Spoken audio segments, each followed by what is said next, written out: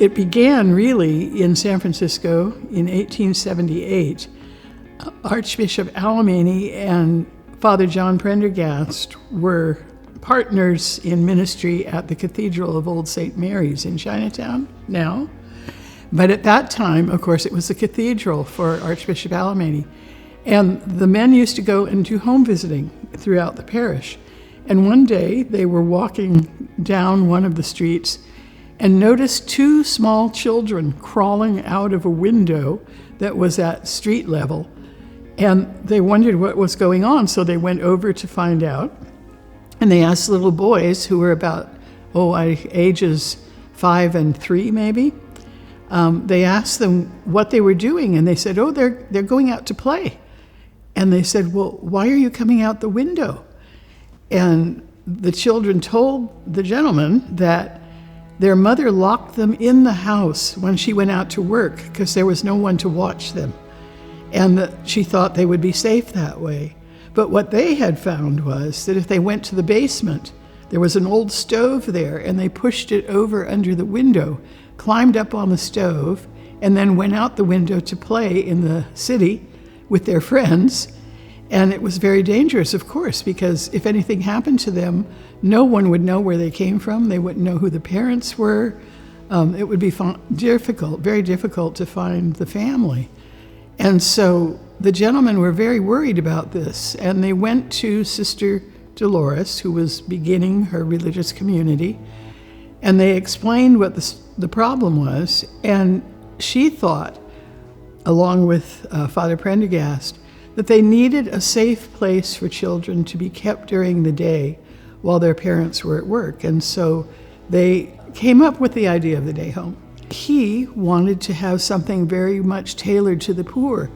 And so the sisters began to take children into their own home, and to help them pass the day, they learned about the new process of kindergarten, which had just been invented a few years ago in Austria. They contracted with University of the Pacific, and there was a woman there who had been trained by Mr. Froebel in Austria itself, and so she was helping people to understand how to run a kindergarten. So Sister Dolores made sure that the sisters went to this instruction and were certified as teachers of preschool children, and that was really how the day homes began. The idea was to give the children interesting things to do, to make them happy, to take care of them, to guard them, and to return them safely to their parents in the evening. So it was very much a part of our interest in the whole family. But in the 40s, it was a hard time for parents.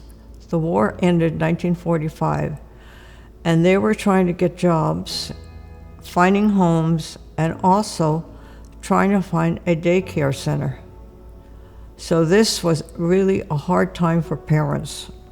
And it was a blessing for the parents working, because they would take the kids to the day home. Then at 8:30, the 5 of them would go to the grammar school across the street for the day, and then they come back at 3:30, and their favorite is what they tell me is the treats. Their snacks after school. That's what they like the best. And also going on field trips, going to the zoo. They learned a lot there. And what was important was there was a lot of love in the day home, from the sisters and from the staff. And I felt too that the day home was way ahead of itself. They not only had the sisters to take care of their day home, they also had a social worker, Miss Cashman, who used to do interviews with the families, have conference with the families. And if you were having trouble paying a payment one month, she would say, "Don't worry about it, we'll take care of it." My nephew, later on, we just happened to be talking one Christmas, he said he's met so many alumni from Holy Family Day Home. There were teachers, the fire department, the police department, the FBI building, and he was a U.S. Marshal at the time.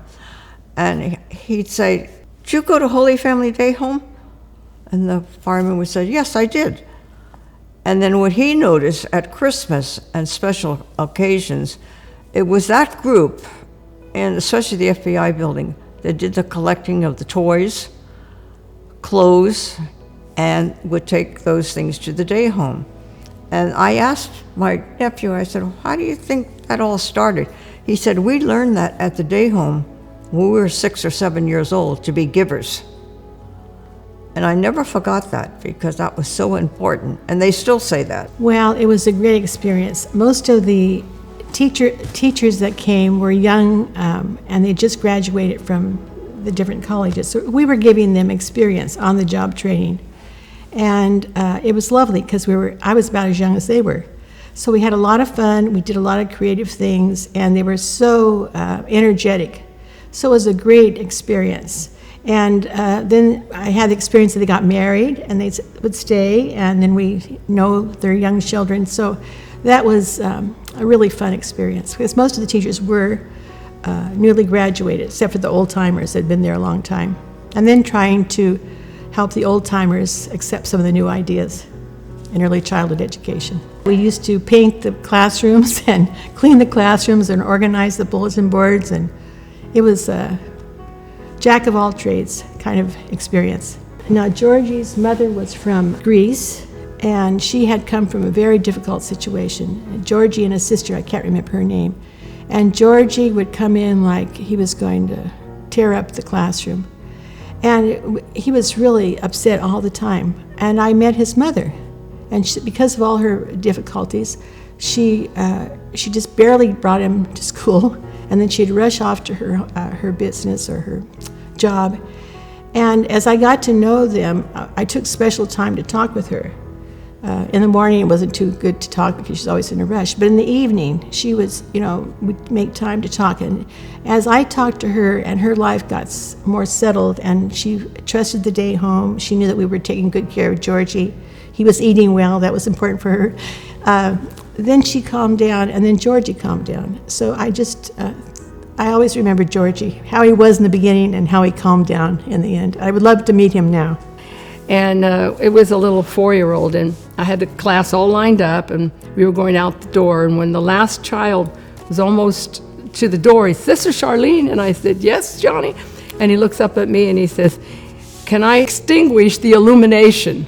He meant turn out the light, and this little fellow's 4 years old. It was just so precious. And the day home has really been very special to me since the day I entered the convent of Holy Family Sisters. I especially love doing science projects with the children. And one of the science projects I did was went into the yards, and I found 3 black caterpillars and brought them in.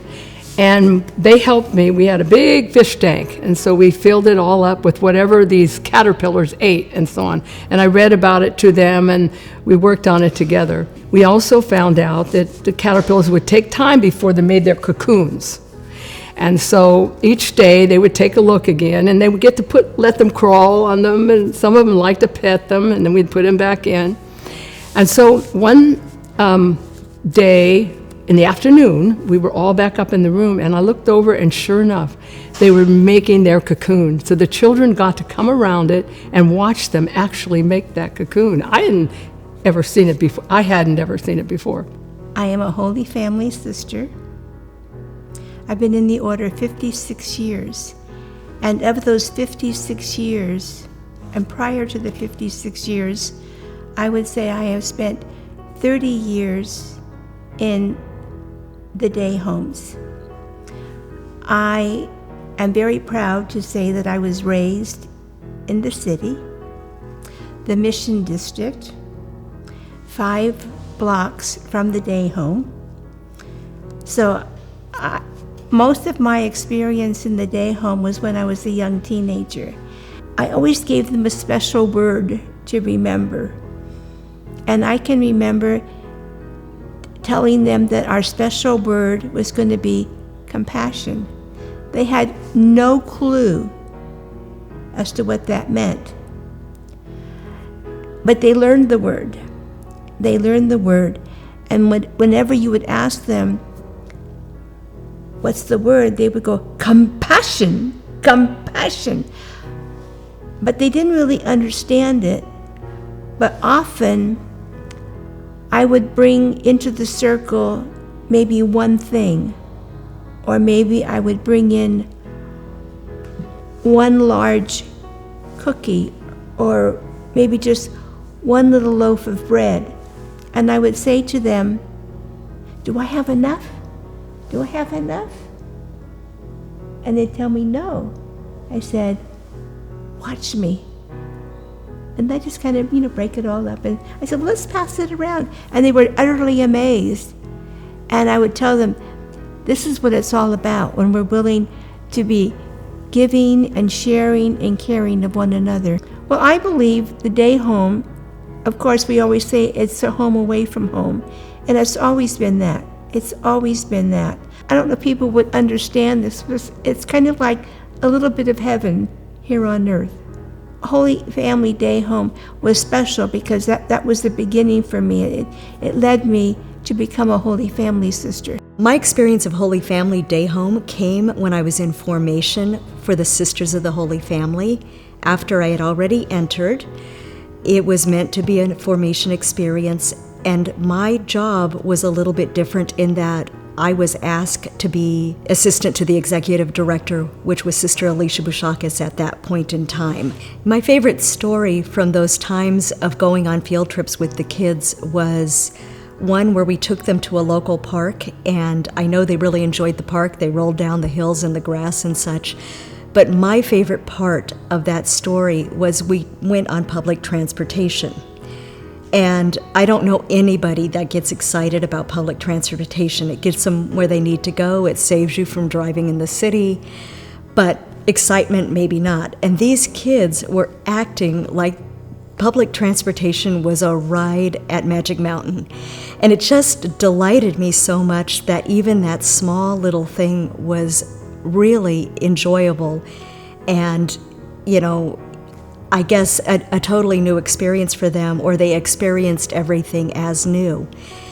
And the reason I remember that story, besides the fact I was still amazed that people got excited on public transportation and it makes me smile, is the fact it said to me, the day home's purpose, certainly its basic purpose was a safe place for children and a home away from home, so the parents knew their children were well cared for. But beyond the classroom stuff, the wholeness and the ability to nurture a child, not just mentally, but also physically and spiritually, and have those well-rounded experiences of new things in something as simple as a muni ride to a park. The community's mission is to seek out and advocate for the poor, particularly poor families. The story of the day home is very much rooted in the idea of keeping families together. Good morning to you. Good morning to you. We're all in our places with sunshiny faces. Oh, this is the way to start a new day.